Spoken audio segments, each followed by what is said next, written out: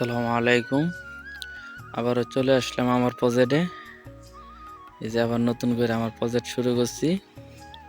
ঠিক আছে, আমি তিনখানি ক্ষেত মালচিং দিয়ে করতেছি নতুন প্রজেক্ট।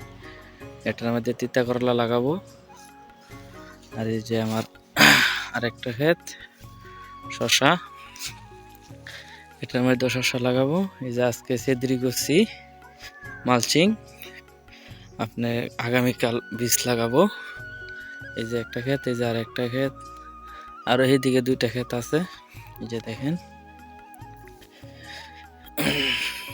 এই যে এটা আজকে মনে করেন মালচিং দিয়ে কাটছি। এই যে আগামীকাল বীজ লাগাবো। যে বীজগুলা লাগাই আপনাদেরকে আমি আমার ভিডিওর মধ্যে দেখানোর চেষ্টা করব। এই যে একসাথে দুইটা ক্ষেত, ঠিক আছে। এই যে আমার আরেকটা জমি দেখতে পাচ্ছেন। আমার জমিগুলা আপনাদের বাড়ির ভিতরে, ঠিক আছে। এই কারণে যে কিছু কিছু জায়গায় আছে মায়ের জন্য, যে এই জায়গাটা আমি প্রায় 2-2.5 ঘন্টা জমিন বাদ দিছি, কারণ হচ্ছে অতিরিক্ত শ্যামার মধ্যে তো শশা হয় না, ঠিক আছে। তারপর তো সব কিছু জাম যে মিলে পারছে একটা শশার বীজ, তুষারা শশা, জাদু শশা, যে শশাই বলেন, অতিরিক্ত দাম বীজ। এই যে এটা হচ্ছে আমার তুষারা জাতের শশার প্রজেক্ট। এটা আমাদের গেছে কালকে বিচি লাগানো হয়েছে, ঠিক আছে। এই যে দেখেন,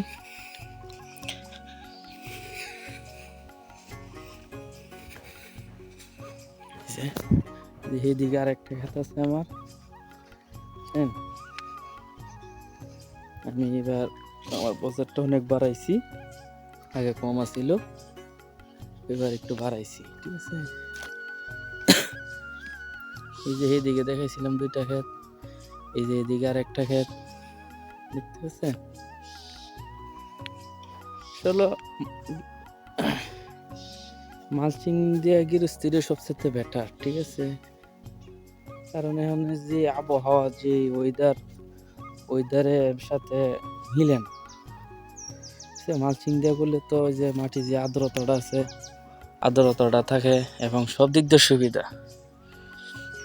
এই যে আমার আরেকটা জমি, আমি এটা এখনো কাটি নাই, আগামীকাল কাটবো। আমি এই যে প্রথম যে ক্ষেতটা দেখাইছিলাম, এটা কাটটা বীজ রোপণ করে তারপর আবার এই যে জমিটা কাটবো, এটা রোপণ করবো। এই যে আরেকটা জমি রেডি করা হয়েছে, আগামীকাল মালচিং বিছাবো।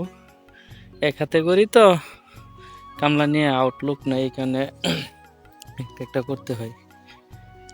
যে এগুলার বীজ রোপণ করে তারপরে দেই যে এটা মালচিং করবো, ওইটা লাগামো, ঠিক আছে। আমি আল্লাহর রহমতে আপনাদের দোয়া প্রায় সাড়ে তিনখানি হইব মালচিং।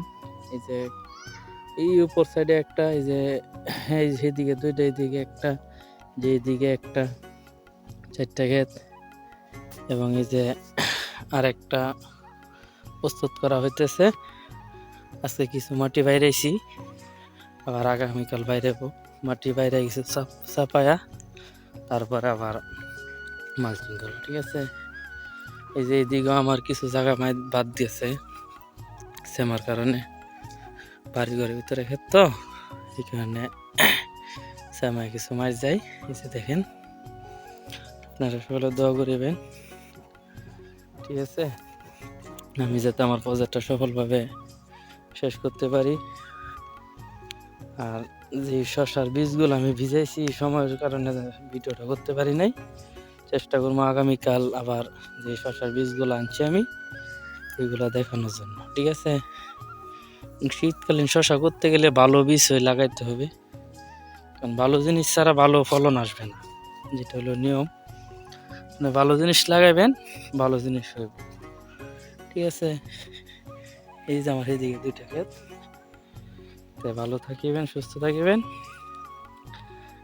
ঠিক আছে। আজকের মতন ভিডিও এই জায়গায় শেষ করলাম। আসসালামু আলাইকুম।